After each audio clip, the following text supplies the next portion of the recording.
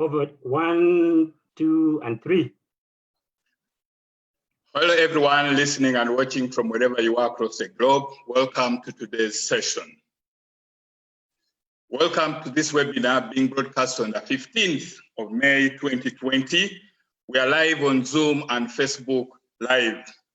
My name is Anthony Tenywa. I'm the CEO of Marsh Research Africa. Just to give you a brief background about Marsh Research Africa, it's a multi-sectoral research agency that helps established and upcoming businesses to navigate the business ecosystem by providing actionable insights that are used for decision making. I'm excited to be moderating this discussion tonight. For all of you that are watching, for all of you that are listening, and those that haven't joined us, we're still waiting for everybody to join us so that we can fully begin. The panelists and myself are part of a network called BNI Uganda. BNI Uganda is part of BNI Global. It helps businesses to network. Our topic tonight will be key marketing considerations for your business. So for all business owners, for all those that are planning to start businesses, this is the time to be with the panelists so that you can hear for yourself what marketing can actually do for your businesses. I would like to introduce today's presenters, who in this case are panelists. I'm very excited and privileged to be joined today by eminent, established, and distinguished marketers of our time, who will form our panelists. I've used very strong words to describe them because I'm very confident that that is who they are. These eminent marketers have long legacies in leadership, especially in the areas of marketing. They are also entrepreneurs in their own ways. Their leadership credentials stretch beyond just marketing, as most of them are indicated earlier, are entrepreneurs in their own right. Now, at this point in time, I'm going to introduce each one of them to you. Note that they have long CVs, but I will point out key areas of interest to this discussion. But perhaps before I introduce them, I would like to give you some housekeeping rules. I would request everybody listening in, everybody watching us, to please mute your mics. I know most of you will have questions to us, the panelists, but I know I'm going to give you a moment when you will have to ask these questions. How we are doing it is that if you go in the chat, you can type your question.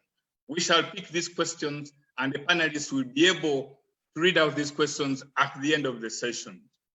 I'm reminding you again that please, we are on Zoom and on your Facebook Live.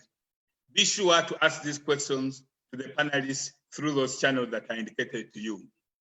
At the very beginning, each panelist will have between 7 to 10 minutes of discussion, relaying what they have to relay to us. During this session, we're going to keep in touch with everybody, so nobody is going to be left out. Now, back to my introduction of the key panelists. I'll straight away start off from Susan Nsibirwa. Susan Nsibirwa is the CEO of Urge Uganda.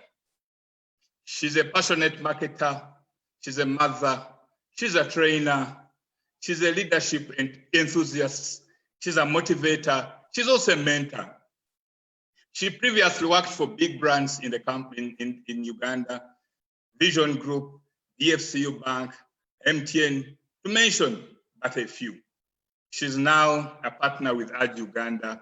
Urge Uganda is a marketing communication strategist. Susan will have the responsibility of breaking down marketing for us and debunking some of the myths around marketing. Next is Jackie Namara. Jackie Namara is a CEO of Iguru Consult. Iguru Consult is a marketing strategy agency. She worked previously for Vodafone Uganda, Stanbic Uganda, Unilever, Airtel, etc. The list is long. She's a relentless creative. She's a dab mother. She's a wife. She's a chartered marketer. She's also a mentor as well as a coach. Welcome, Jackie. Jackie will help us to dig deeper into branding for SMEs. The other panelist is Patricia Kahill. Patricia Kahill is the CEO of Kahill Insights. She just picked her name and off she went. It's a digital marketing company that specializes in creating interactive and engaging content for our online platforms.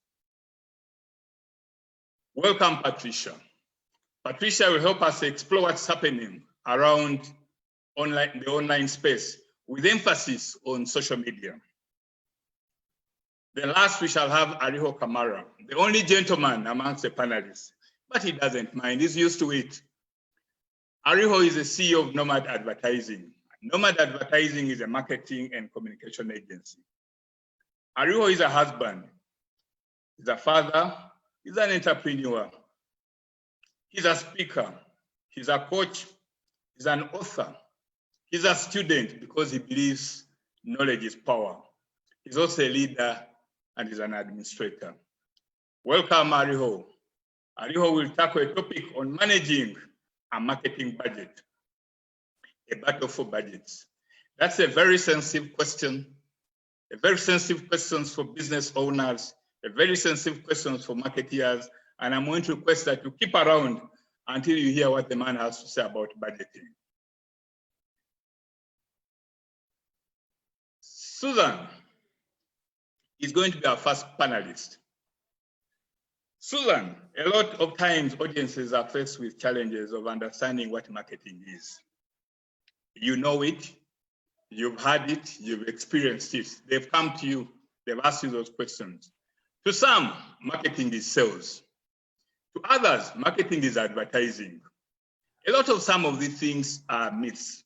You are on spot today to help the audience listening to us understand and debunk some of these myths.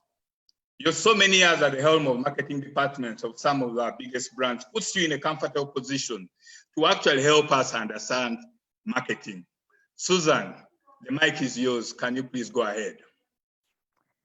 Thank you very much, Anthony, and a warm welcome to everyone who has joined us for this webinar on Zoom and those who are watching us on Facebook Live. Thank you so much for joining us, and we hope to spend a worthwhile time with you this afternoon. So my task is quite simple. It is to break down marketing and to simplify concepts so that as ordinary business people, we can understand more about marketing, and then my fellow panelists will build on that.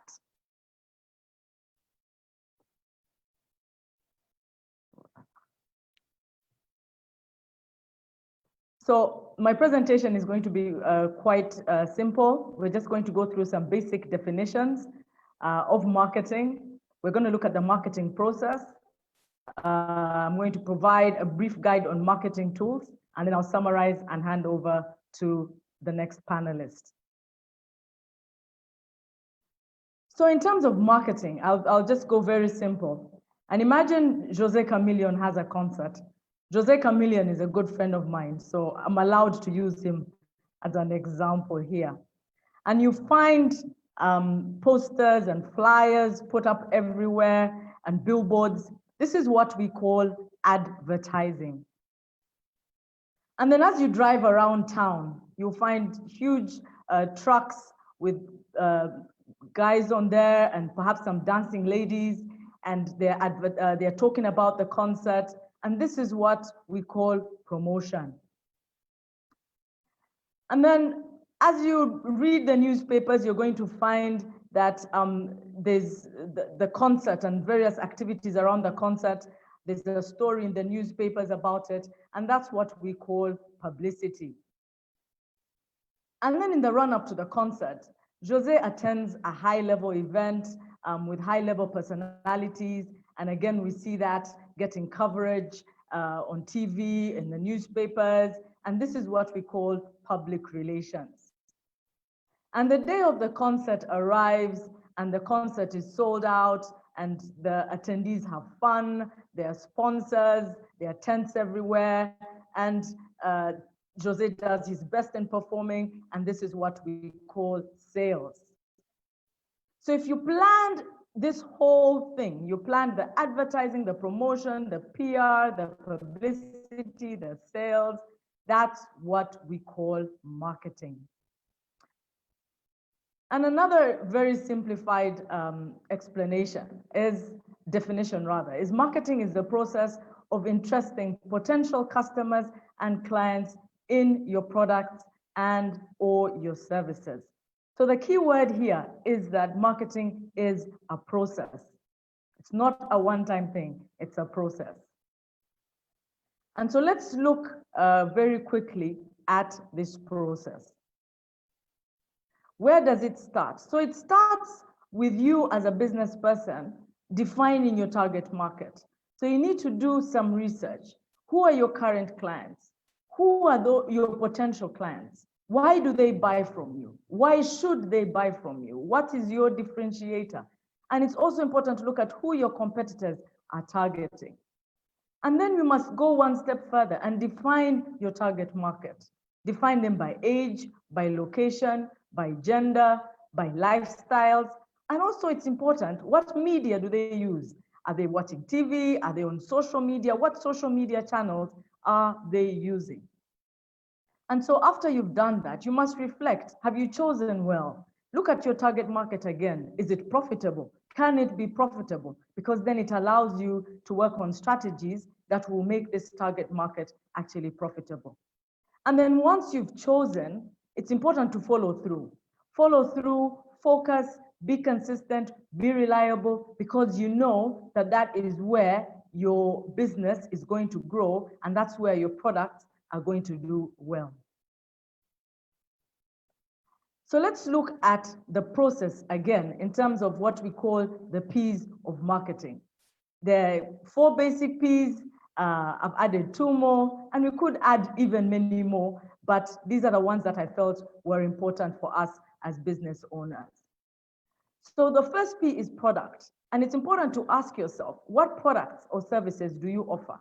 And what are their attributes? How do you define, how do you describe your product? It's also important, what are the benefits? What are the benefits your customers get from it? And then also, how do you package? How do you package your product? How do you package your service? And then key is also to ask, do you have a branding strategy around your product or your service? And then 2 is price. Do you have a pricing strategy? What is your value offer? Do you look at lowest price? Are you the one who says I'm the cheapest? Are you the one who says mine is quality? Are you the best? So it's important to have a pricing strategy. 3 is place. How do you deliver your product or your service to your customer? Are you physically, do they have to come to you? Are you online? Do you have a distribution strategy in place? And then 4 is promotion. How do your customers get to know about your product or your service? Do you have a communication strategy? And then number 5 and 6 are, if you've done the first 4, then, and you have time left over, then you can do the number 5 and 6. But number 4 are the 4 P's of marketing are what we call the core of your marketing strategy, what you should define your thinking around marketing. So you have to look at your processes. What are your operational processes? And how do they contribute to delivering your product to your customer? Because if they go wrong, then the first 4, something is going to go wrong as well.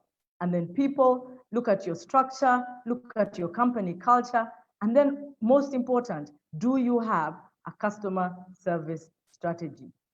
So those are in brief, the P's of marketing that are important for us to consider.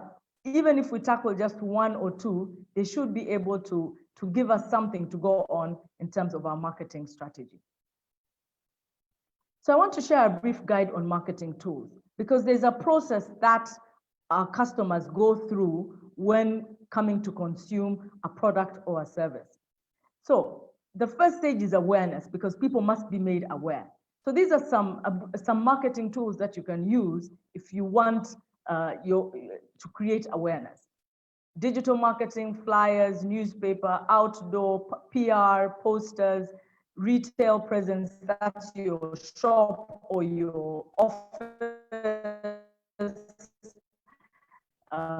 radio, SMS, social media, sponsorship, website, word of mouth. This is just a guide on some of the tools that you can use to create awareness. Then if you want to influence attitude, because after creating awareness, you must influence their attitude about your product or digital marketing, so on and so forth. And after influencing their attitude, marketing is also used to motivate action. What do you want the customers to do? And again, those are the tools that you use. And it's important to note that the messaging changes depending on what you want the customers to do. If you want awareness, if you're trying to influence attitude, if you're trying to motivate action, the messaging is not the same. And then, of course, once customers have gone through that, those 3 A's, as we want to call them, then you want to create repeat customers. Your customers that are loyal, you want to be able to have create reward programs, provide incentives, give them personal attention, small gifts, those corporate gifts, product incentives. Again, because here at this point, you want these customers to refer other customers to you, and then you take them through that same process. So that's a brief guide on marketing tools.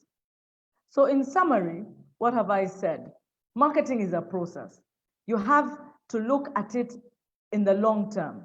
Look at it, it's not short term, and that's where the difference between marketing and sales comes in. Because sales is more short term, focuses on revenue generation, but marketing is more long term. It is a process. It's not something you do today and you end tomorrow. As long as you're in business, marketing is a process and a long-term process. And it's also important to realize that it's important to have both a marketing strategy and a sales strategy, because the two have completely different aims for your business. And the use of the different marketing tools will really depend on internal and external factors affecting your business. There is no one size fits all, as you will see from the panelists that are coming after me. There is no one size fits all. All of it starts with where you are, who you're targeting, and what is ideal for you. And that is my submission. Thank you very much.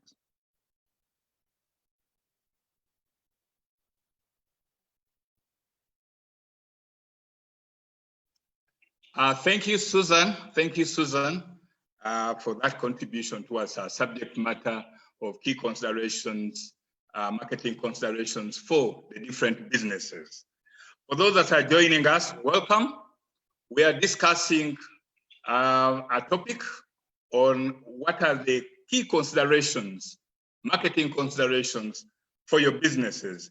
And our panelists are Susan Nsibirwa of Urge. She's just given us a quick brief of what marketing is and helped us to understand or debunk some of the challenges that we've been having in terms of differentiating between marketing and sales, marketing and promotions, marketing and promotions.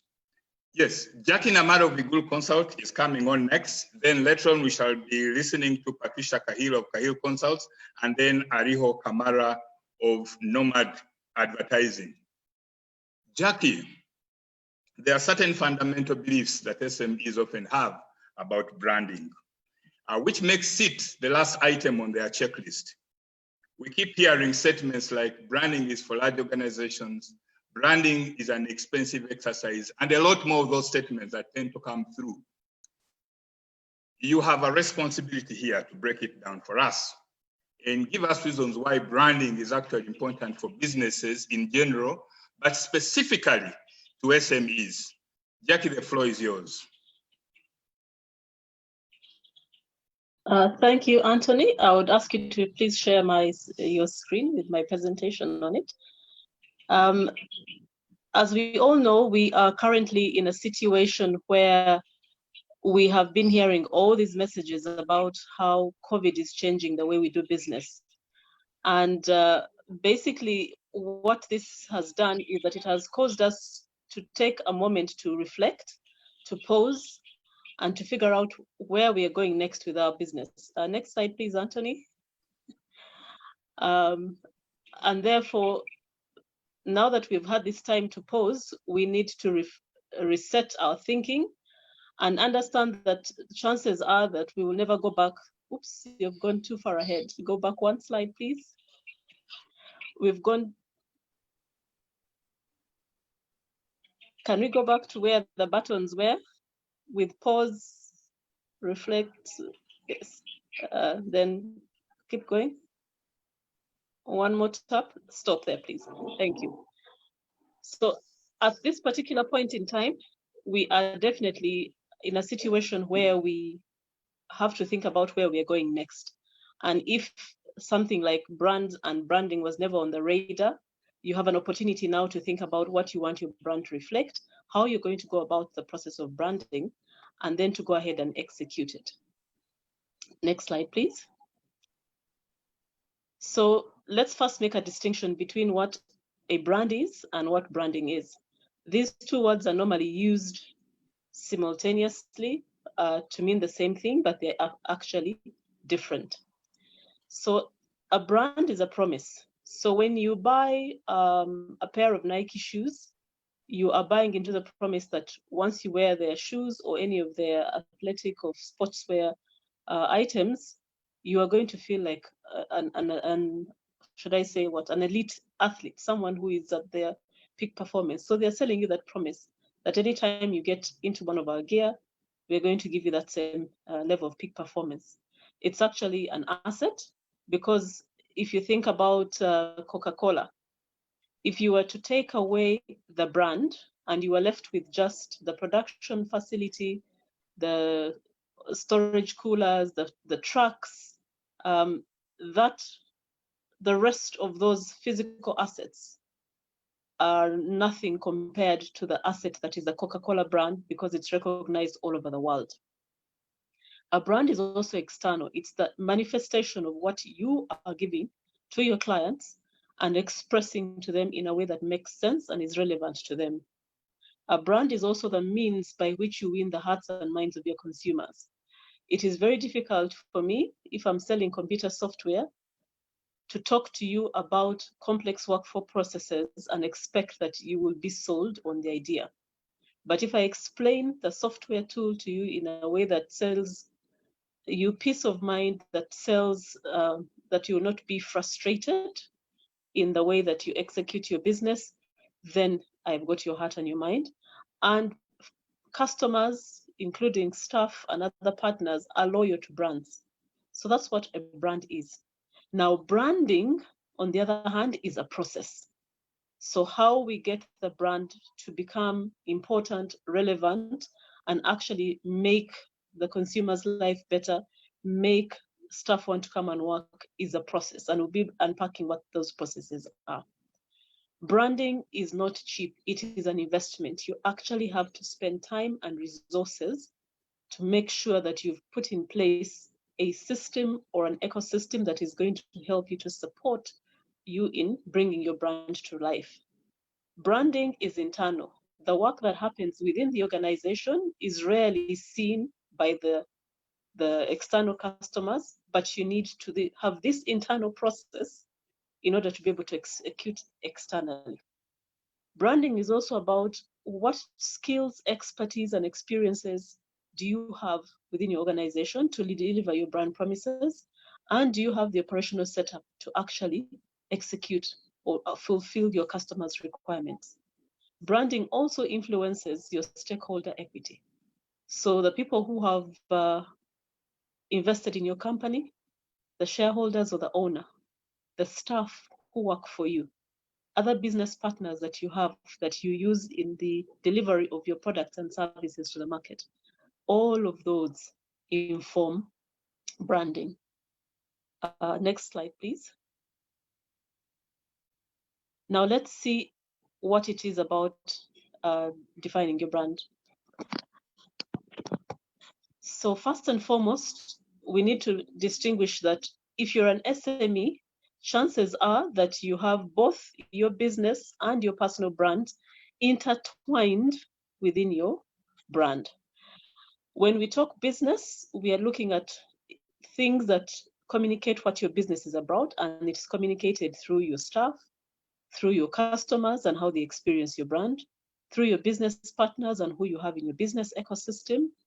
We experience it through your identity and the way it is expressed in various items like your company website, if you have one, your physical retail location. We experience it in the way you handle customers. So how do we give customers this experience? Do we give them random experiences? They don't know what they're going to get on a day-to-day basis, or do we provide a delightful experience? Now, because most SMEs are owner managed, part of your own personal brand is going to be entwined with your business brand. And the ideal situation is that they should be separate, but at the very minimum, we should be able to see that your personal brand and what you hold true in terms of your character and the competence that you have are aligned to your business, and we can make a connection between your personal brand and your business brand. One more click, Anthony, please. Overlying these two aspects of brand, sorry, just go back one. Go back one, please. There. Overlying these two, I just need the top arrow, please. Just one click. Overlying both your business and personal brands, we have your vision. So where is that destination you're heading to? Your mission, how you live that and execute it every single day. What values are driving behavior for your business? What is the purpose? What is your reason for being? And what sort of culture have you created to support your business brand? Because if we don't have that defined, it's very difficult to then understand or to know how to go about the branding process. So when we are looking at these two, we are saying, sorry, before you move, just stay there. Go back, Anthony, don't move. I'll let you know when to move, yes. So when we talk about your business brand, do you know your employees and what makes them happy and what makes them tick and what makes them productive? Do you know your customers? Do you understand what their needs, requirements are? Do you know how well your products or services are addressing whatever challenges they've got? Are you able to identify with your key business partners and work with them in delivering your products and services? And do we see a consistent experience for your the way your brand is executed? And how do we then see what works and doesn't work for customers? So for experience, we normally recommend you aim for a consistent experience. So if I want to eat fast food, one way of getting fast food is, if I use an extreme case, if you go to what we call toninyira. So you're going to someone who is selling local food in an alleyway somewhere, you have only a bench to sit on, and it's very basic food. Now, the challenge there is that at that point, for some of those businesses, it is going to be what we call a random experience. Today, you might go, the food is hot, the meat is well cooked. The next you go, the matoke was burnt, the groundnuts didn't have enough salt. Consistent experience means that a customer knows what to expect every single time. So if you're going to go and get your food from, say, KFC, every single time you go to KFC, you know exactly what you're going to get. You know probably how long it's going to take, and you can stake your, I don't want to say life, but you know every single time you go, you'll place your order, they'll fulfill the order, and there is a sequence that happens every single time. And then if you want to go for the branded experience, in this same scenario, we're looking at a meal, but now we are going to the Kampala Serena Hotel. Of course, there the standard is completely different. You have someone welcoming you as you get into the restaurant. You decide, depending on what you want to have, whether it's a meal in the general buffet area or it's a more intimate setup, you will feel the Serena 5-star experience all the way through in every single detail, from the table linen to the cutlery they're using, to the staff, to the way the food is presented, to the way the drinks have been matched. So that's what we are meaning when we say defining your business brand from an experiential point of view. From identity, we are looking at your logo, your trademarks, the taglines and the stripe lines, and how you apply your branding in all those situations. And for experiences, we are trying to look for experiences that drive emotion and inform action that Susan was talking about earlier, that then drive purchase, repeat purchase, and also recommendations. Next slide, please, Anthony. So in terms of giving you examples of branded experience, one of our members in Prosper Chapter, Sophie Nkutu, runs Michaela's Oven. Now, Sophie has been very intentional in defining the purpose of her business as being able to make our customers say, wow. Anthony, you can click until you get to the border guy, please. So when you walk into Michaela's Oven, they have a physical outlet in Naguru. Everything about the way you are treated and the experience you go through will leave you no doubt in your mind that here is a business owner and a business which strives to deliver quality every single time and does it in happily and gives you recommendations to make sure you leave with what you want, whether it is bread, cakes, or something more fancy. Now, that is one way you can look at defining your business brand. On the other end of that spectrum, all of us have our local border guy. So this guy, who is probably not part of the organized groups like Safe Border or Uber or any of the other services, but this guy, in his simplicity, has also defined what his brand is.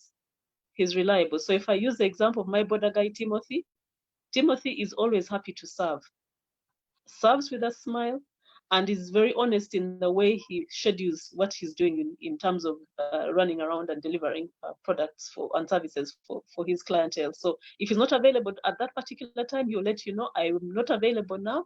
Are you willing to wait 30 minutes? And he'll go about his job diligently. So he might not have the full structure of the mission, the vision, the purpose, but in his experience, he has defined himself as a brand. Next slide, please. Now we look at the business of branding. Susan talked about the P's. Now I'm also going to break down those P's into what it means from a branding perspective, because remember we said it's a process. So if we start with people, please understand that you cannot have a successful business if your staff are not buying into who you are as a business and your brand.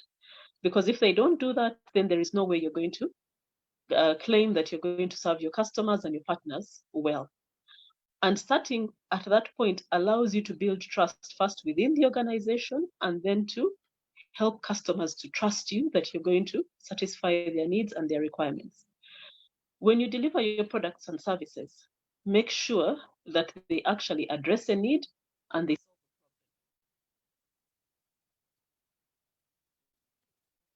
we know that this is a bit tricky because word of mouth informs the products and the services. And don't think that just because you have got the business, you will have it for forever. The company which supplies the Vatican with the robes that the Pope and his team wears was fired after 213 years. So just because you've got the business now doesn't mean you'll get it for forever. We want to build a competitive edge, and we want to make sure that you do that by making yourself different. It's not enough to be simpler, better, faster. You must also be revolutionary. From a technology point of view, we want your technology to be human. We don't want it to be just for the sake of having the technology. Make sure it is actually making it easier for staff to do their work, for customers to reach you, and for people to know where you are. From a promotion perspective, be clear about what you're saying and help us to find you. Next slide, please. Marketing, you've seen this definition maybe several times or in some places, but the reason we're interested in doing branding right is to make sure that we make it easy to find the customers that we want to serve, we keep them attracted to us, and we keep them buying. Next slide, please. So what do we mean by finding and attracting? If you are selling flour if you're in a brown Manila packaging, it is going to be very hard for people to see you compared to the ones who are in the white packaging. And if you look at what Supreme Flour has done, in addition to going white, they've also put pictures of what the flour does. So when you look at that chapati, it's going to attract your attention to them. In terms of keeping customers, when we deliver our services well and our customers sing our praises, that is the means by which you then attract another potential set of customers. So what I have shared there is one of our BNI members, Angela, saying thank you to Cambridge Health. Next slide, please, Anthony. Another example of what is happening with branding. And then please scroll through. I'm running out of time. If I can then just take you to the branding elements, that's slide 14. We want to make sure that when we set expectations, we are trying to create experiences that delight customers every single time. And we do that by making sure that the experiences we provide are on point. The elements that we can have physical. Next slide, please. So what your product looks like physically in the stores, then what it looks like experientially. Next slide, please. So D&J Audio made some people dance till their shoes came off. And then Angeletti Designs is known for doing revolutionary designs. And then Kahill will get into the digital elements in her presentation. So just so that we can make this clear, if we go to slide, Anthony, if you can please go to slide 19. When we do effective branding, we are aligned. We want to make sure that you are aligned to your purpose. You put people first. You are quick to act. And it's not just agile in words, it's agile in actions and well, and you take calculated risks. And in the words of Richard Branson, branding requires that we commit to reinventing ourselves to make sure we create emotional bonds and be willing to try and try again. So as someone says, I think what was that song that says Kasukari Keiko? So branding is the salt for your business. If you're doing it well, no one will know that it's there. But when it's absent, Anthony, the last slide, if it is absent, then everything about your brand will be tasteless. No one will feel it. Thank you very much.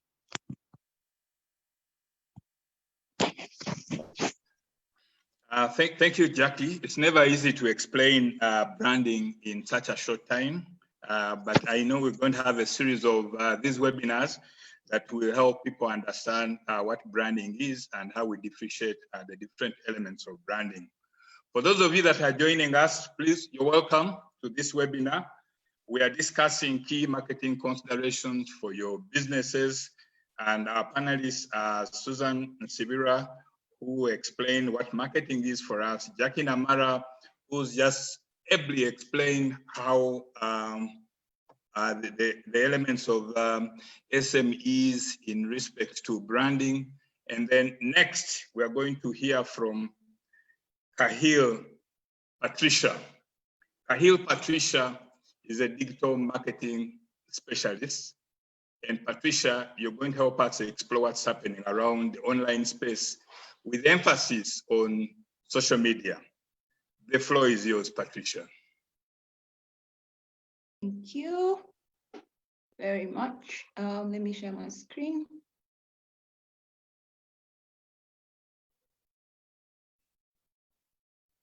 Okay, good afternoon, neighbors. My name is Kahill. Just a minute. Give me a second.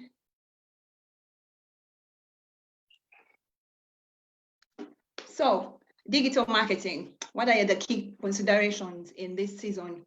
What are we looking at as marketeers? What are we supposed to do as brands who are trying to keep presence and making money, keeping our publicity aware, also making sure that we are not dead to the people around us.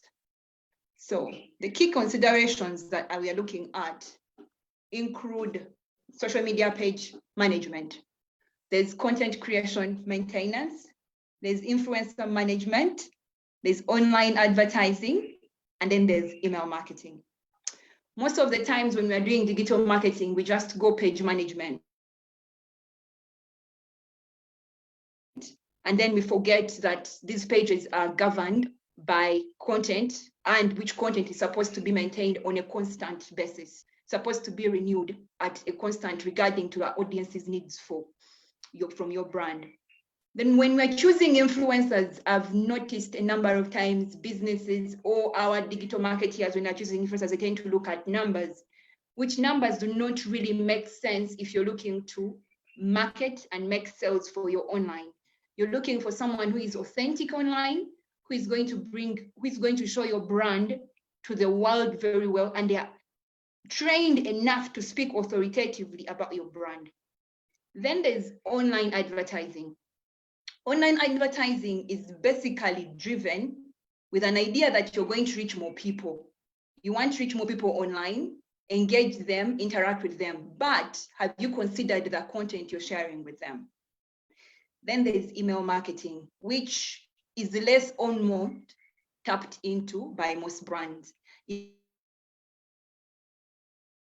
Yet we collect a number of emails from the people that we market to, we sell to, people that we engage with every day, or we have a database of these emails, but we never use the emails to market ourselves to these people. So to break this down, I'm going to look into how do you do your social media page management? First and foremost, what are the goals and your objectives of you coming online? The days when we just say, we create a page, have a page online, and then you just create. But then why? Why are you creating a page on Instagram and not Facebook? Why are you creating a page on YouTube and not TikTok? You have to have an objective that you want to fulfill when you're coming on social media, when you're coming to use these pages. So the objective comes from your general organizational objectives. What are the business objectives that you want social media to fulfill for you? Then you're going to creating the policy for your social media platforms. How are you going to speak? What kind of content is supposed to come up? Which platforms are you going to use? Who is managing? How is your employees and company members interacting with your pages or your platforms that you've actually decided to open? This is the policy that governs that. Then the strategy. How is this social media pages going to work? What is it that we are going to do? In what direction are we going to move? From there, then that strategy is the one that drives you to the content management. Which content are you creating? Remember, everything on here in digital marketing that is supposed to happen has to have a plan. You're supposed to plan ahead, or you're supposed to plan now and then implement it immediately. But you're supposed to have a plan so that it feeds back into your objective and goal. Then a calendar. Most digital marketers do no longer have calendars. I don't know why, but it is supposed to be a must. It is a governing tool that helps you even when you are not available. Someone else can come in and help. This is supposed to be an emphasis because it helps you see forward, see what content to change, what to improve. It governs even when you're not available. Someone else can help be online. We are digital marketers. Yes, we are thought to be online full time. We don't have to rest. We are always online, digital natives, but we also need some rest. So if you're resting, who is taking over? And that is the calendar that helps you. Influencer management. Influencer management has been a topic online for a longer time. Who is a good influencer? Who is the viable influencer for my brand? And numbers, okay. Do I look at the bigger audience if an influencer has more numbers? How do I choose a better influencer for myself? My question to you is, what is the policy? What is your policy for influencer marketing? for your particular brand or for that client that you're dealing with? And then, do you have a contract that helps with your influencers where they are streamlined to show, you know, these are the things I need from you. This is how you speak about my brand. This is how you talk about it. These are the images that I want. I want them in this slide because you're representing me. Me who is on the other side, who is looking in to just see what this person is putting out for you, will know that you did a good job in choosing someone to represent you. In the end, I will buy from you. The other thing that I really tell brands, and I want every digital marketer to tap into, or any manager that is dealing with influencers, is to train the influencers you bring on board for your brand. Let them understand the way you look, the brand guide. Who is Kahill Insights? Let me give an example of us. Who is Kahill Insights? How do we dress? What are our colors? How do we represent ourselves? How do we speak? So that if this influencer who is influencing for our brand is speaking, they are asked questions about us, they know how to speak for us. They know how to influence things for us. Rather than just choosing someone who is going to become an online billboard to just dump content and it is never returning on your investment. Then online advertising. Boost. Facebook, because it gives us that car boost thing. Everyone just wants to boost. But why? Why are you just boosting? Why are you giving Facebook free money? Have a strategy for that. I'm going to spend $100 a month. Why? Because I want to reach 1 million people on Facebook. I want to reach males in this age bracket. This is my target. That helps you know where your money has gone. And then it helps you to see if that money has actually returned back. Other than just saying, oh, this post is working well. And then Facebook with that, their prompt thing, boost, and then you just boost. Doesn't make sense. And also many people are not tapping into the LinkedIn advertising. And LinkedIn would make wonders for people who are doing B2B business. Advertising on LinkedIn and getting into their LinkedIn premium packages would give you a mileage. This also comes into your strategy. Then the implementation. How are the pictures that you're using for the broadcast? What is the content you've put up on those on that ad that you're putting out? Who are you actually communicating to? That is your information plan. It's supposed to go in that direction.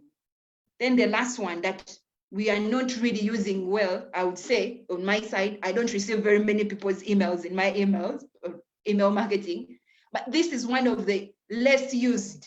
And I get many questions from brands asking why it is not being used by many digital marketeers. I think it is one of the easiest, and it's supposed to be done well. Don't spam people, please, but have a calendar, have a strategy on saying, this is my content, this is how it goes. This is what we are posting. This is the platform we are using for our email marketing. This is where we are going with it. These are the people that we are talking to this month in this email marketing, and these are the questions that came through. Who responded? How do we respond back to them? Then it becomes easier for you to market well. The content for email marketing should not be all your products be in there. Remember, digital marketing platforms and mainly social media platforms are just your neighbor. You're just neighbor here, your family, your friends, your neighbors who desire to relate with your business. You also desire to relate with them. There's a saying that we don't buy from people we don't know. But nowadays we buy from people we don't know, but because we know them online, you're going to buy from them directly. But how are you presenting your business for those people to buy from you? How are you engaging with them? That is what matters. And if your content is not doing well, if your content is not going to speak volumes, it is not marketing you, it is not placing you in places where people download your flyers, download your videos, and then share them all over the place. And then it does the round and then it comes back to you, and someone else is actually telling you, have you seen this? Then that content you're producing is not interacting. It is not marketing you well. And in the end result, it won't do you good for the goals or the objectives that you wanted to fulfill. To conclude, through creative content influence, that is our motto at Kahill Insights. You have to create the content that is engaging, that is interactive, using all these main key digital marketing considerations.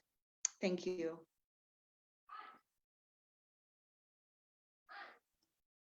Thank you, Patricia.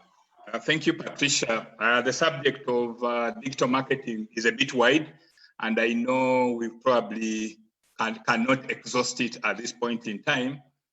For those that are joining us, you're welcome. We are discussing key marketing considerations for your business. And our panelists are Susan Nsibirwa, we have Jackie Namara, we have Patricia Kahill of Kahill Consult, we have Ariho Kamara of Nomad Advertising. Ariho Kamara, the subject of marketing budgets is now more relevant during this period than it was before. So it's your duty and responsibility right now to tell us what is that battle for budgets?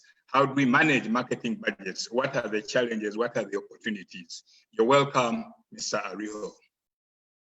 Thank you very much, Anthony. A very good evening, friends, and those who are joining us and watching us through Facebook Live. It's really an engaging conversation we're having here. And as the gentleman, I was given the task to really talk about the easiest of the things, the ones that don't lie. They don't have a lot of English, as today's speak goes. Numbers don't lie. So we're just going to talk about budgets. And I might also add that I normally stand on the side of the people who are advocating for an increase in the budgets rather than the people who are fighting to cut them. I'm normally on the side of advocating for budgets rather than the people who are trying to bring them down. Supplier side rather than client side. Really, in a quick nutshell, I have a few things that I would have said, which the ladies have ably talked about, so I'll go over them quickly. But all change is disruptive. There's no change that is comfortable. And indeed, when we begin to see these changes happen, we need to know that there needs to be necessary changes made to marketing budgets. So these budgets are supposed to be going towards advertising and marketing, and these people have talked about all the facets of it, but one of the things we need to know is that we are trying to communicate to an individual or to a group of people.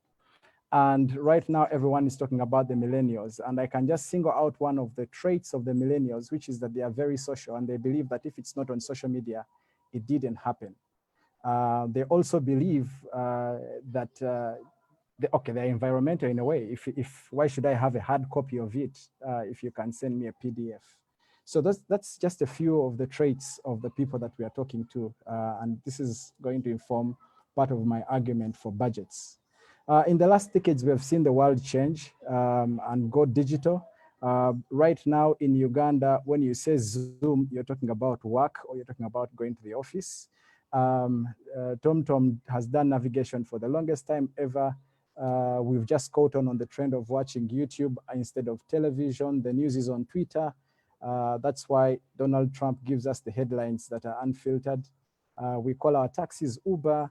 The hotel is no longer relevant because Airbnb has taken that over. Music is Spotify and photography is Instagram. So we've seen all these changes happening, and this is going to influence the way budgets are being crafted. So what this is showing is that there's a lot of media convergence and it's going towards digital. That brands are looking more to engage through communications channels that allow them a two-way conversation with their audiences. And also production is going more on demand. So people are asking for 20 copies as opposed to the 100 copies and 1,000 copies. And this is showing a lot of convergence in terms of the way people are consuming their media. So in a nutshell, in just one picture, this is what's happening. The old versus the new, which is digital versus the traditional. I'm not going to list all that and talk about it.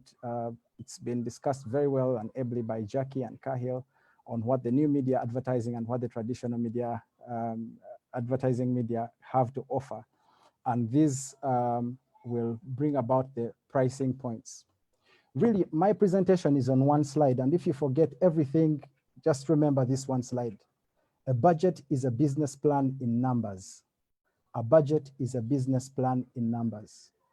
Most people think of a budget as a saving tool. No, that's what you had in high school.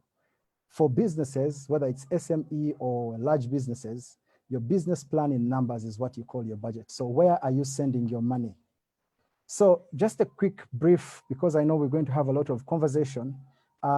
These are statistics on what our penetration looks like in terms of internet usage. This I just got off of a link, and I can share it with you. It just shows that we are, I'm talking in terms of making it relatable to we as Africans or people on this continent. Compared to the world's total population, we only have about 1.5% usage of internet penetration. So these are some of the things that, as we talk about going into new forms of advertising, new forms of pushing out content, especially using digital marketing, which is now where everyone is headed, we need to look at the numbers to see whether it is relevant. Should we make budgets towards that? Is it a viable way? And this I got off of a friend's wall, actually, a gentleman called John Babirukamo, and it shows a little bit of statistics on the Ugandan, and we know that the average age of Ugandans is less than 18 anyway, but this is what the numbers look like. These are the eyeballs that we have looking at our social media ads on Facebook. 1.5 million users on Facebook and 150,000 users between those age categories on those channels. Now, when people are buying, when people are making decisions to pay for advertising, what they're looking at is what is called a cost per thousand. How much does it cost me to buy 1,000 eyeballs on my advertising? The reason why some advertising has kind of shut down is because if you look at things like vehicular advertising, so people advertising in buses and trains and what have you, that has almost come to a crunching halt because people are not moving, and all the eyeballs right now are on social media because everyone believes that people staying at home, which is rightly so, they're using more of social media and the internet, so most of the traffic is going to there. But what happens after the lockdown and people can walk? Where will the budgets go? So the cost per thousand is what is going to influence that. Just going forward, for people who have to make these decisions, and businesses need to make these decisions in terms of where they put their money, is to understand the difference between cost and investing. So you ask yourself how much market share you would like to have, and ask yourself how badly you'd want it, and then go in and invest to have it. I am into advertising, and normally we make the case for investment. Even people in the financial services have what is called absorption. When you take out a loan, or when you take out money, or you buy, or you're lending money, there is an absorption period. They give it sometimes 4, 3, sometimes 6 months for the money to be absorbed. Also, advertising requires absorption. In many cases, people keep asking for the return on investment without considering the absorption. And that's what kind of makes the numbers look a bit skewed. But someone posted this this morning, and I thought this was, it's very relevant for our debate. The difference between marketing and branding, saying marketing is like asking someone out on a date. Branding is the reason why they should say yes. And I would like to add that you need a budget to buy the drinks. If you're to go out on a date with this person, you need to have a budget to buy the drinks. So all in a nutshell, friends, is to say that you need to know where you want to invest, and go there and invest your money in that channel. And that is going to depend on so many things. A budget basically is telling your money where to go, as opposed to wondering where it went. So in terms of having the discussion to do with budgets, it has a lot to do with segmentation. It has a lot to do with the media channels, depending on the people you're trying to reach. Seeing the numbers we have online, there are some sectors in our context that are not ready to go with the digital marketing tools, and hence their budgets there might not be as healthy as they would be in the traditional advertising. And with those very few words, that's all I can submit. Thank you very much, Mr. Tenywa, and people listening to us. Thank you very much, Mr. Ariho. Thank you very much for ably discussing budgeting when it comes to marketing. To our listeners and viewers, you know very well you're the lifeblood of this session, and we want to hear from you as much as we can. So we've been receiving several questions questions and comments to the panelists. I'll take this opportunity to share the questions with our panelists, and I'll request that Mr. Ariho, before you probably leave, somebody is asking you a question. Or since you're just fresh from discussion, I'll go straight to Patricia. Patricia, there's a question from Rebecca Worrell. It says, there's so much content on different social media platforms, and sometimes people just like for the sake. She has learned that it doesn't matter how many likes one gets or how many comments one gets. They are zero to her if they do not convert into money. She's asking, how can she as a business owner utilize digital marketing to convert awareness, likes, and comments? Thank you, Anthony. Rebecca, one of the things that I have to correct you is the likes, the comments, the likes, the comments, the shares that to you look like they don't make sense. They're actually your conversion stats. If you click on those likes, you will know who likes your post, who is angry, who is excited, now that Facebook has been given us a hug emoji. And then you can directly speak to that person. Like, why are you angry about my post? Then you will understand where they are coming from. And indirectly there, you're creating awareness for yourself. You're still doing publicity for yourself. And in the end, you actually make sales. So all these likes, these comments, the shares, and one other thing that we tend to forget is the people who have liked our pages for more than years. Have you gone down to figure out why they are still liking? Because it's a choice to like your page. They are not supposed to actually like. But why do they like? Have you followed them up? Have you done have you interacted or engaged with them? So if I come and I like your post, there's a reason why I've liked it. Have you inboxed me to say, oh, Patricia, I saw you like my page. You liked this about us, the post that we did. Would you like more of such content? Does it resonate with what you want? How more can we improve to keep you on our page and consuming our content? In the end result, buy from us. So content online also helps you. How are you posting this content? There's not a lot of engaging or interactive content. There's a whole lot. There's a whole big, I would say a whole big world of content online. But when you start sieving it through, you'll ask yourself, okay, what is this saying? What are they communicating? Why does this flyer look like that? As in, what are they trying? There's no call to action. There's no direction. There's nothing. It's just, we needed to post. Yeah, we are posting. So in a nutshell, your content has to be engaging enough for me to give you a like, for me to give you a comment, or for me to share to my other audiences. And then what do you do when I do that? That is now on your side. Do you want to follow up on me? Do you want to engage me more, or you're just posting for me to just see and walk away? That is my answer to your question, Rebecca. Anthony, I wonder if I can supplement on what Kahill has said.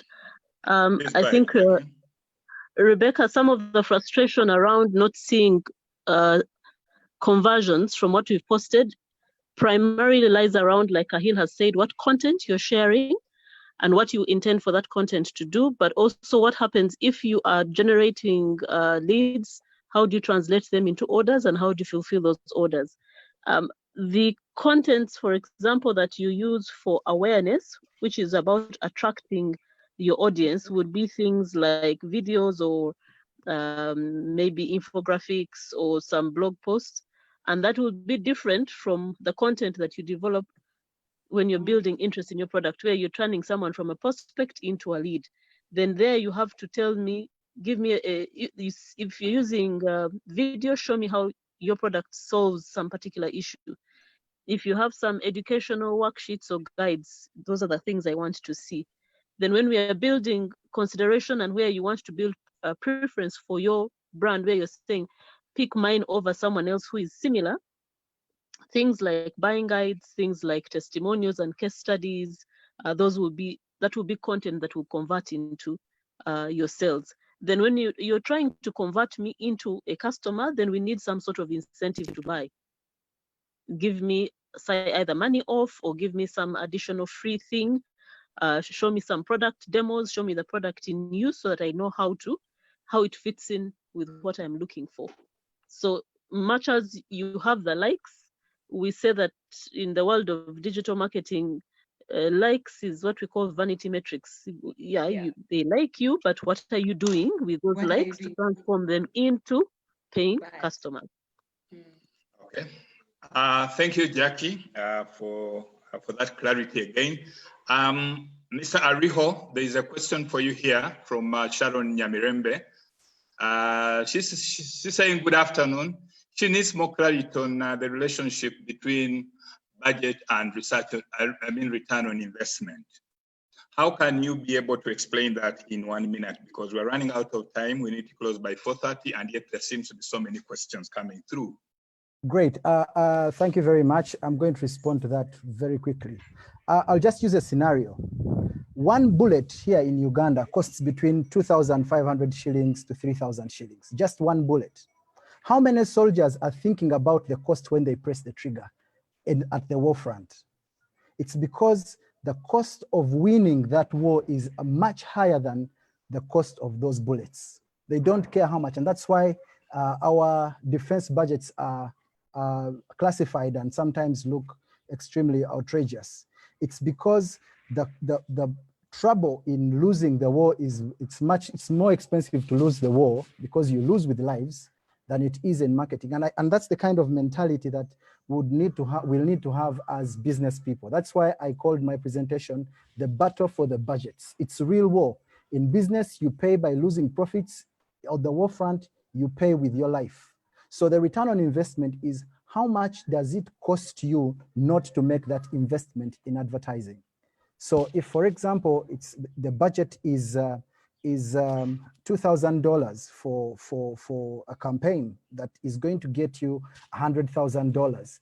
If you negotiate that budget down and get it for $500 and it doesn't do as a good a job, you get less than you ought to. What are the considerations? That's the kind of picture that I can paint very quickly in order to answer the relationship between budget and return on investment. Think of it as a war. Thank you very much. I hope that answers the question.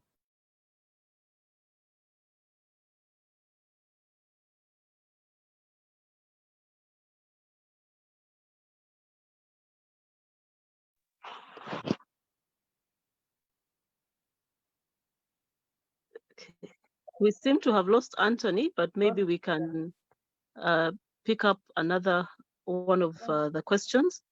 Someone called Semei Christopher Mukama asks, he poses a question to Susan. Yeah. The first part of that question is, how can we make marketing more affordable? It is expensive for SMEs, and yet we need marketing. And I think to some extent, Ariho has addressed those concerns about investment versus cost. And his second part of the question was, some businesses are tricky for e-marketing, for example, healthcare. How can I use e-marketing in such a business? Okay. I think first of all, we always start out by saying marketing is expensive. And I think that always detracts us from the value that marketing actually brings to the table for our products and our businesses. As long as we look at marketing as a cost, and that's a battle that we were laughing about yesterday as we were preparing for this, because no matter which organization we've worked for, marketing is always looked at as a cost.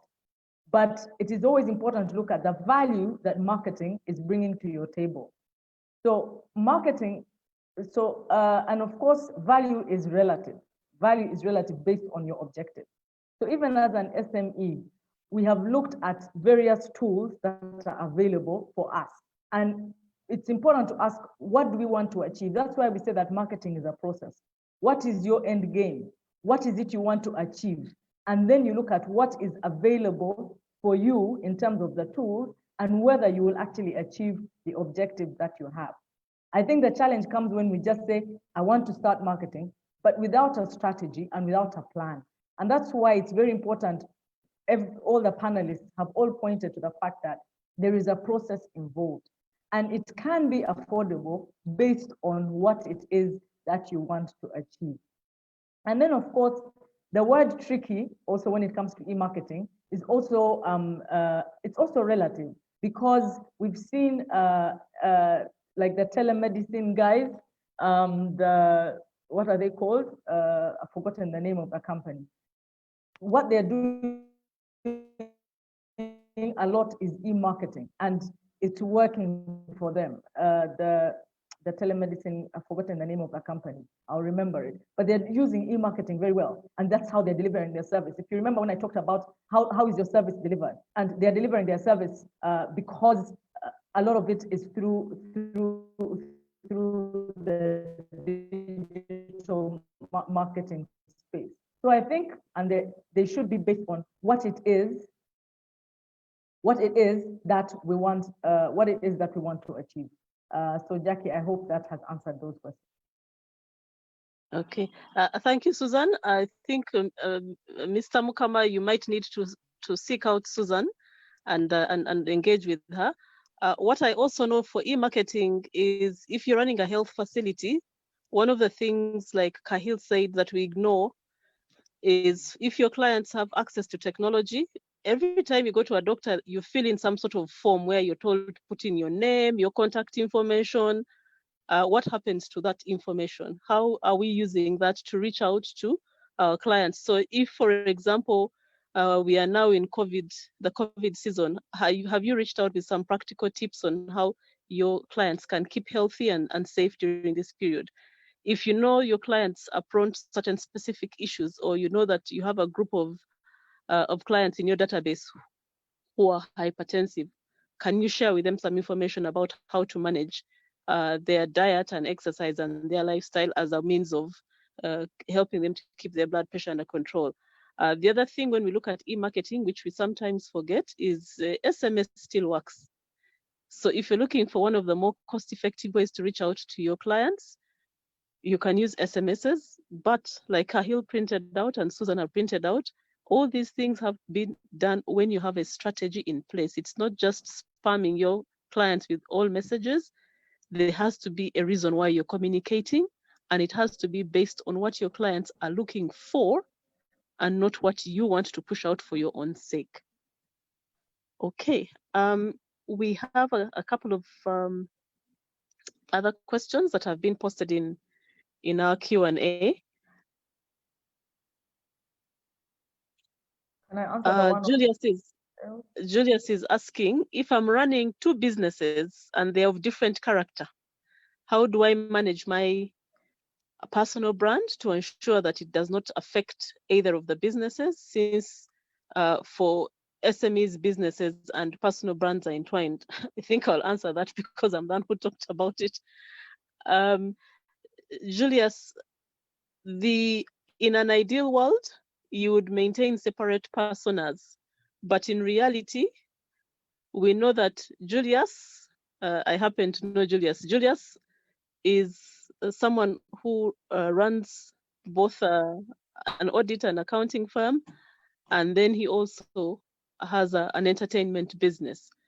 And I think, Julius, it's not, much as I said they are entwined, you can still use your personal character in both, because in both you are appearing in different contexts. So if I meet you and you are in finance and audit mode, that is fine. Then I expect to see the personal elements or traits of Julius as a serious, detail-oriented, looking for solutions to help my business, helping me to be compliant with financial reporting guidelines. That's the Julius that I want to see from a personal brand perspective. When I meet Julius and he's in his entertainment mode, then I will expect to see Julius, who is a gracious host, who is making sure patrons are well catered for and are having a good time and are recommending my venue for people to come and host their parties and celebrations there. So it is not an either-or situation. We are human beings and we are multidimensional. So it is possible for various facets of your personal brands to be predominant or dominant, depending on which business context you're in.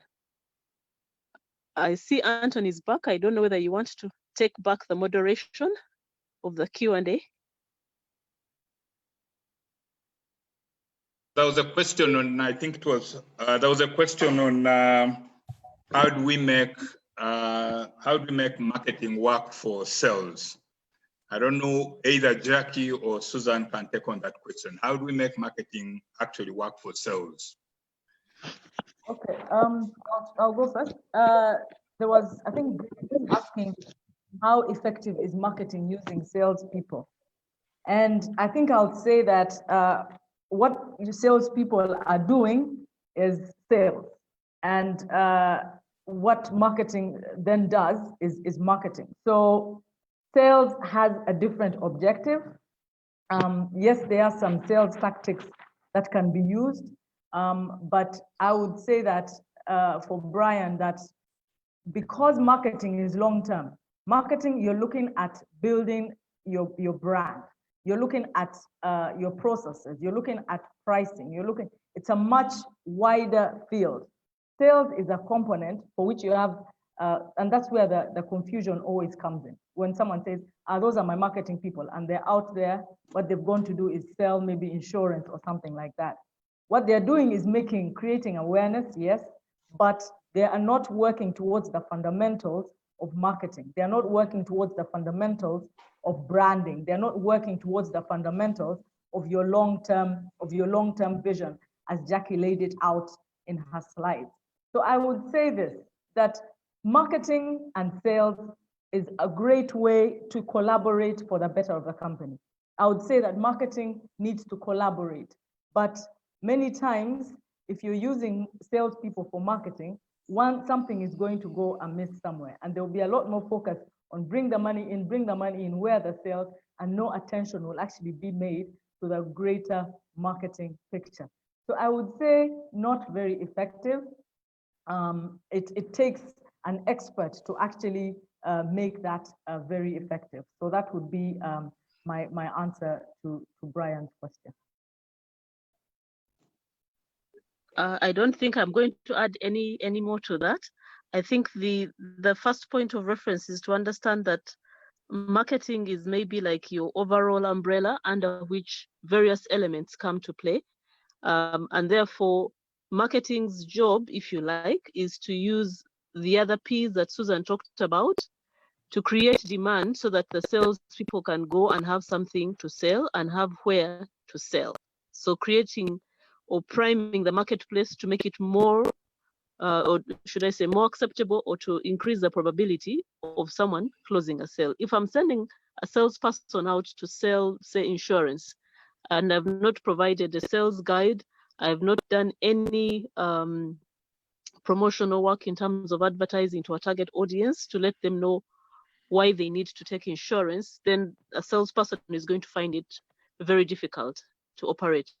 So if we look at agriculture, you can think about marketing as the process which prepares the land so that when you plant the seed, it actually grows. I don't know whether that will help. Yeah, this question is coming from Julius Tumuhimbi. Thank you, Jackie, and thank you, Susan. But the two of you again have to remain, because this question is actually coming directly to the two of you. Dear Jackie, if I'm running two businesses and they're of different character, how do I manage my personal brand to ensure that it does not affect either of the businesses, since for SME businesses, personal brands are intertwined? I had actually answered it when we got you back, but maybe I can give an example of a really good friend of mine, Benny Okwenje. I hope you won't mind that I'm using him. When you meet Benny and he's doing his day job, where he is the head of, I think, treasury in, I think now Centenary Bank, BNI is all business. You want advice about how to make money in the money markets, whether it's local currency or foreign currency, he will give you the best possible advice. And that is BNI in his world as an expert in the treasury business. BNI is passionate about music also. And on the side, he does, he's a DJ. When you meet BNI and he's spinning the discs, sometimes you have to stop and say, is this the same person who gave me this advice to invest in maybe these treasury bills or these instruments? He's the same person, but he's been able to marry his personal brand and his, if you like, his business brand when he's in his workplace, and he is able to maintain the two. It's just the context that is different. And you can then also look at the elements and say, if Ben is this passionate about his music, we see that same passion carried through when he's looking for solutions for you to make the most amount of money on your investments in the money markets. So it is possible for the two things to coexist.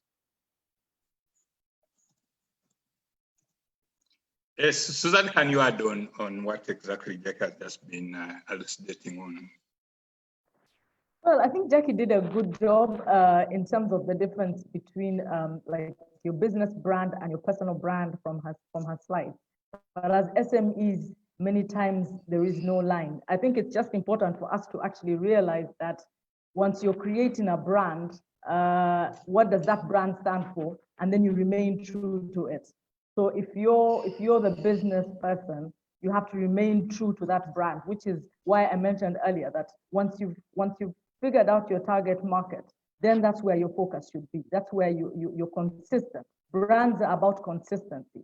If I'm a professional, I must be a consistent professional. Otherwise, the next time I show up, people are not going to take me seriously, because brands are about promise, which is again what Jackie said.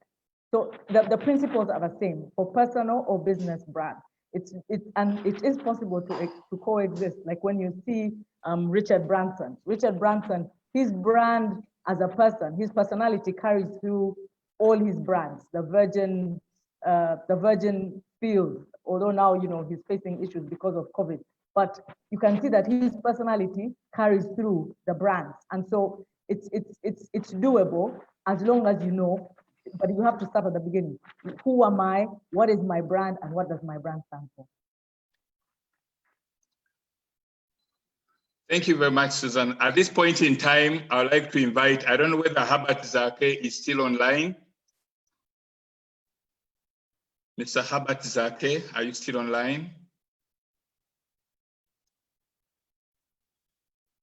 I want to invite two participants out there to ask their questions live.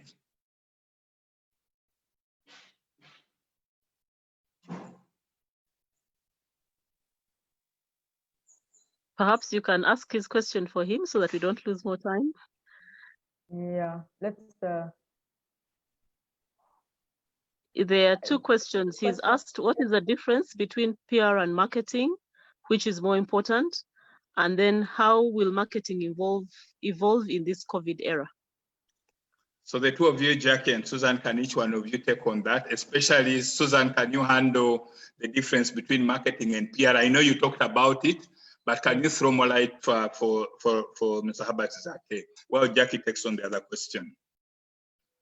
I think as previously mentioned, marketing is the larger umbrella.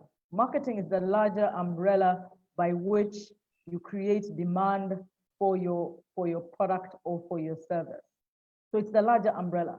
PR is a tool that you use along the way to create that demand for your product or your service. Just as sales is a tool, as advertising is a tool, PR is a tool.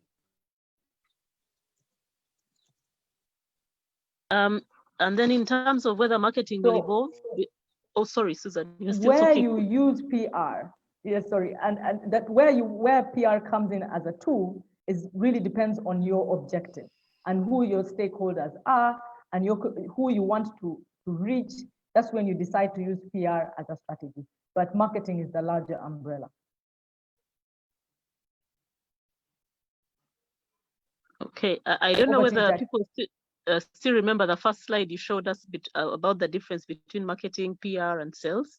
That would probably help to refresh their memory. In terms of COVID and marketing and whether that's changed, of course, that is the case. The one thing I think COVID has taught us is if we were running a business without very clear definitions about what we want to do in terms of our definition of finding customers, attracting them and keeping them, then for sure we are going to have that evolvement. We have to evolve the way we do marketing, whether we like it or not.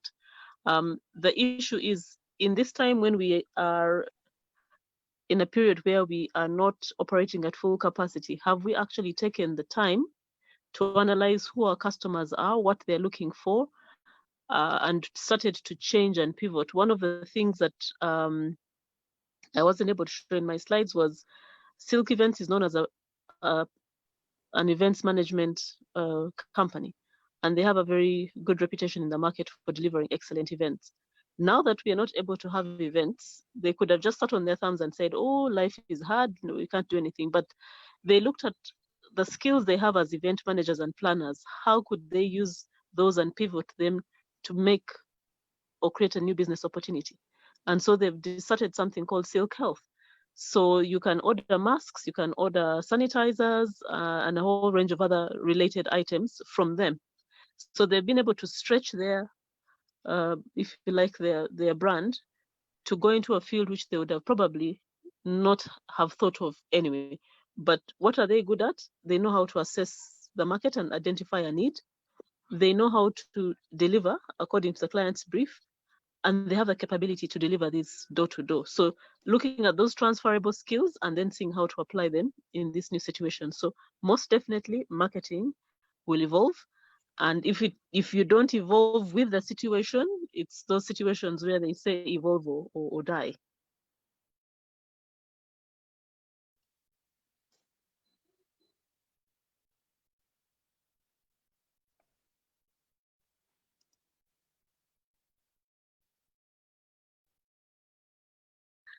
Anthony, there was a question which I think we need to hear from Ariho. Otherwise, we are not using him very well. It's from someone called Grafin Migide, and he says, Mr. Ariho, what is your take on new outdoor digital advertising tools that keep coming up world over? Are players doing the initiative to introduce these tools to the local market? How is the reception? Is the market ready and responding positively? Thank you very much. I think I must say that all these things are investments. The people who are the new tools that are coming onto the market, because we are not manufacturing, we are importing them and they come at a fee, and everyone who brings in these tools, they come in at quite a price.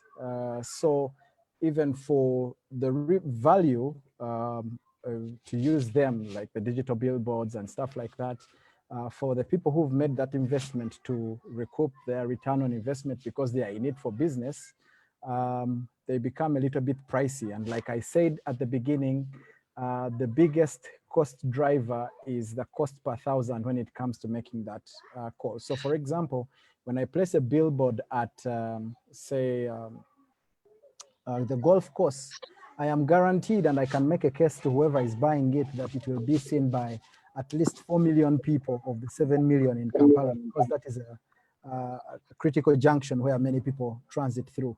And they can make the decision. They can pay that 5 million shillings to get 4 million people view their billboard, because they know out of those 4 million, if they are to really bring down the VCP funnel, knowing that the visibility can turn into profitability, then that is a decision that they are easy to make. But if that billboard is in Chana Mukaka, you can be sure that the people who are viewing it are possibly not going to be in the category that some of the advertisers who are on those billboards would want to be. So that makes it difficult to make that buying decision in terms of media usage.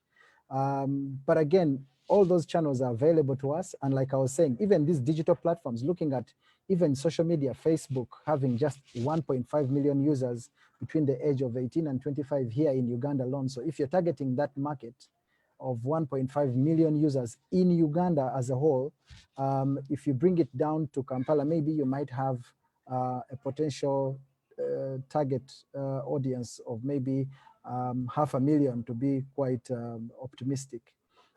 So making that buying decision is what makes it difficult. That's why people view it as a cost as opposed to an investment. But like I said, all these things require a bit of calculation. The topic of budget is one of numbers. It's not one of theorizing. So the numbers don't lie. If you want to have that conversation and you have the money, then we can have that conversation and see if it makes financial sense for you to make some of those buying calculations. I hope that has kind of answered the question.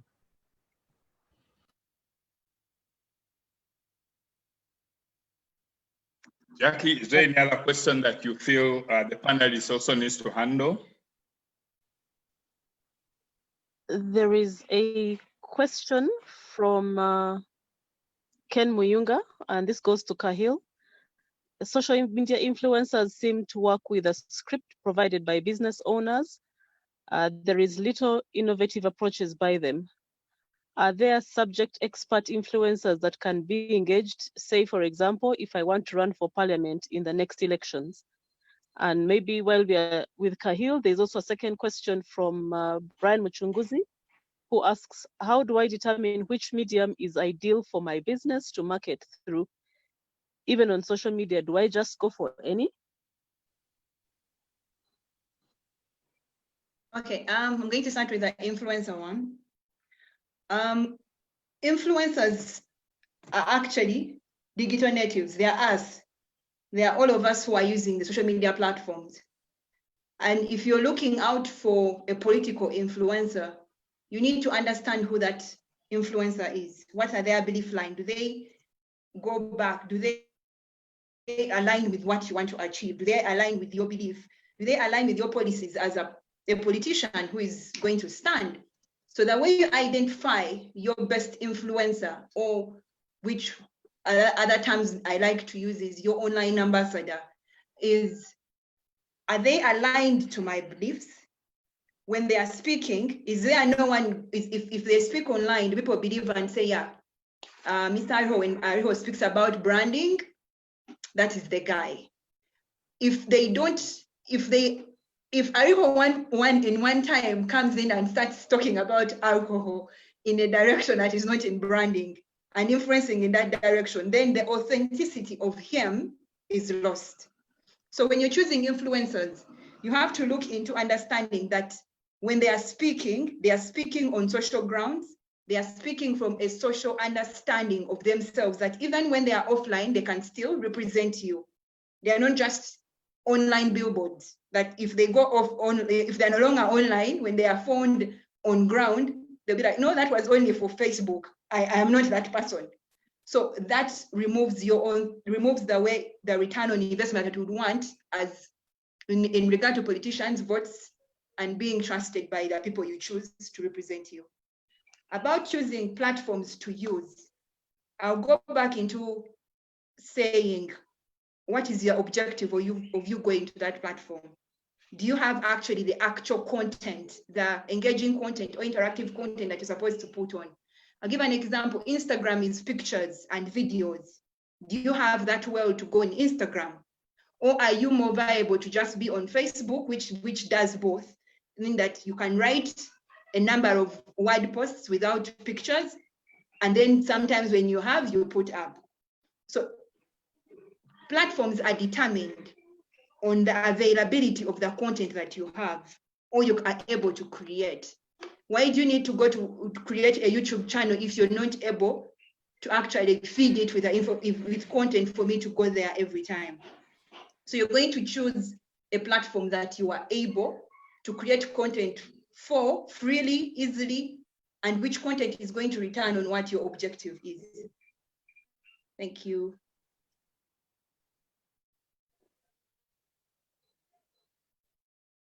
Thank you, Kahill.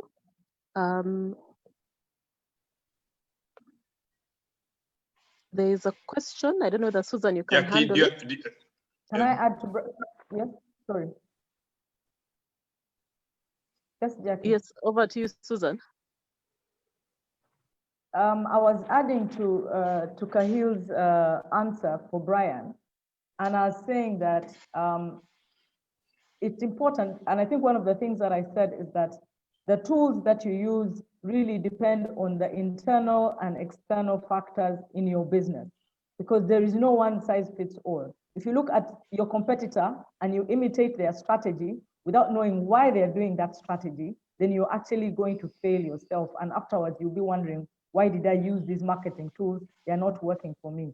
So this process requires each of us as business owners to sit down and actually think about our businesses based on the guidelines that have been given here, and which you can talk to any of us after this for more. Because there is no one size fits all. It's important to look at the internal factors and the external factors in your own business, because then that will determine which marketing tools are ideal for you. Okay, Jackie, I would like to say that we are running out of time. We'll allow just one more question from the listeners out there. So if you have one more question, please put it forward for one of you to answer.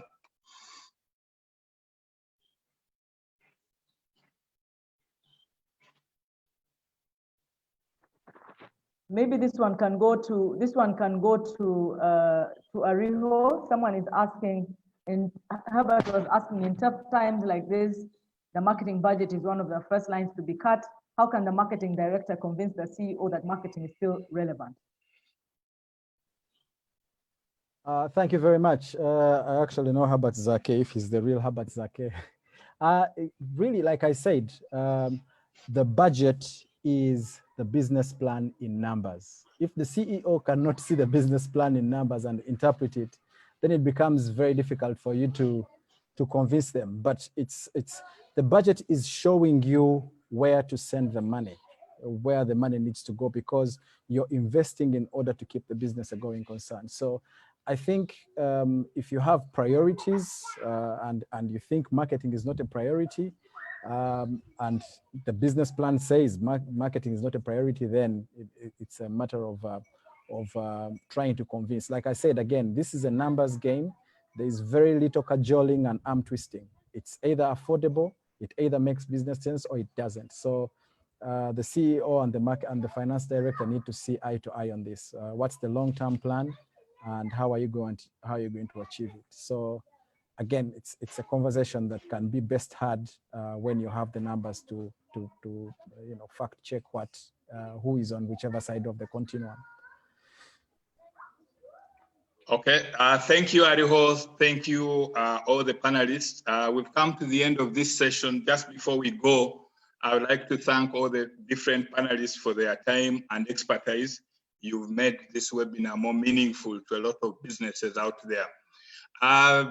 We also want to thank people like Sam Shetty and Jude Kigozi for handling the back end. We also want to send our thanks to Diana Nisima Chibuka, the National Director of BNI, for organizing. Remember, I told you at the very beginning that this webinar is organized under the auspices of BNI.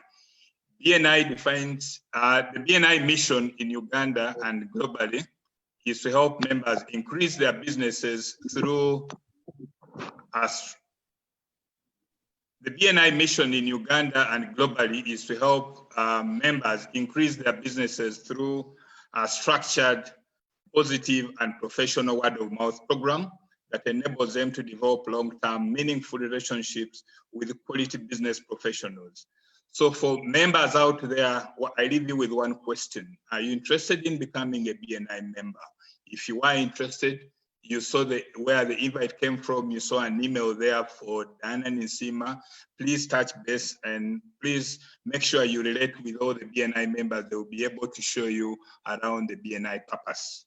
So thank you very much. Thank you, our panelists. Thank you, our viewers. Thank you, our listeners on Zoom and Facebook Live. Thank you for being part of this great mission, trying to understand key considerations for marketing, especially now that we're heading into a very not so good period. But I'm sure that the information that the panelists have provided, given their expertise, will help you to build your businesses. Thank you very much. Thank you very much for honoring our invitation.